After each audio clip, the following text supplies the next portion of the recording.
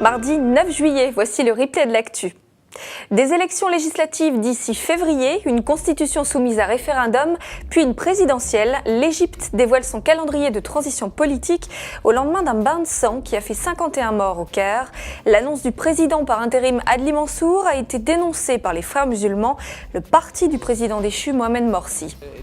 Je pense que nous devons suivre un calendrier pour mettre fin aux divisions et à la violence dans la rue. Nous devons avoir des élections le plus rapidement possible pour que d'ici la fin de cette année, nous ayons un président, un parlement et une constitution.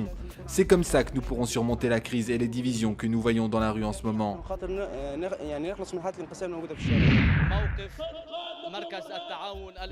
À Beyrouth, ce matin, au moins 38 blessés dans un attentat à la voiture piégée dans la banlieue sud, où se trouvent de nombreux bureaux du mouvement chiite pro-syrien du Hezbollah. La tension est vive au Liban depuis l'intervention de combattants du Hezbollah en Syrie voisine, aux côtés de l'armée de Bachar el-Assad. Faut-il revoir la loi concernant les gens du voyage ? Le maire de Guérande démissionne pour protester contre l'installation illicite de caravanes sur sa commune. Par ailleurs, une soixantaine de Roms installés dans le Val d'Oise et l'Essonne ont été évacués à l'aube.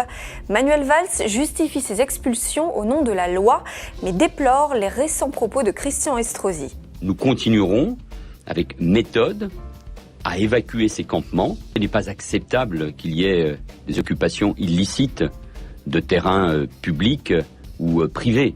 Et donc je peux comprendre, moi, la colère d'élus. La loi doit être appliquée avec fermeté. Ce problème, on ne peut le régler que de manière apaisée. Dans le débat public, il y a les incendiaires, comme Christian Estrosi, et il y a ceux qui ont un discours de responsabilité. L'espace de liberté où on peut penser librement. La disparition de cette famille politique impacterait bien au-delà de notre famille politique.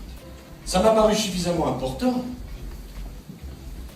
pour rompre la décision qui était la mienne de me retirer de la vie politique. Nicolas Sarkozy a délivré hier un discours très politique à l'UMP, tout en se défendant d'effectuer sa rentrée politique après l'invalidation de ses comptes de campagne 2012. J'ai approuvé l'appel de Jean-François et je me suis dit peut-être que ça donne un coup de main si je m'y mets un peu. Donc, pourquoi ça sert-il d'avoir 1 million d'amis sur Facebook ?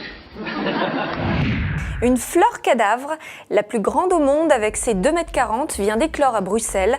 Une floraison rarissime issue d'un plant d'arôme titan originaire d'Indonésie, dont le nom scientifique signifie pénis titanesque déformé et qui dégage une odeur de viande avariée dont raffolent, paraît-il, les coléoptères qui assurent sa reproduction. C'était l'info résumée du jour. À demain.